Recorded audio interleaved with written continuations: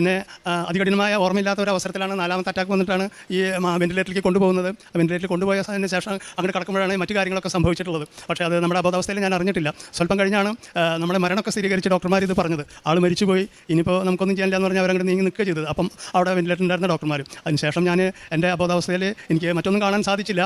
ഇവിടെ പ്രതിഷ്ഠിച്ചിരിക്കുന്ന നമ്മുടെ അമ്മ, ഈ ഗ്രേ കളറിലുള്ള വസ്ത്രം അണിഞ്ഞ അമ്മ, ഞാൻ ആരോ എന്നെ പുറകിൽ നിന്ന് ഒരു വലിയ കുഴിയിലേക്ക് തള്ളിയിട്ടതായിട്ടാണ് ഞാൻ ആ ദർശനത്തിൽ കണ്ടത്. അപ്പോൾ അമ്മ ആ കുഴിയിലേക്ക് ഇങ്ങനെ കുനിഞ്ഞു നിന്ന് എന്നെ ഈ വലത് കൈ ഇവിടെ കപ്പലിയുടെ താഴെ കണ്ട് പിടിച്ച് പൊക്കിയെടുക്കുകയാണ് ചെയ്തത്.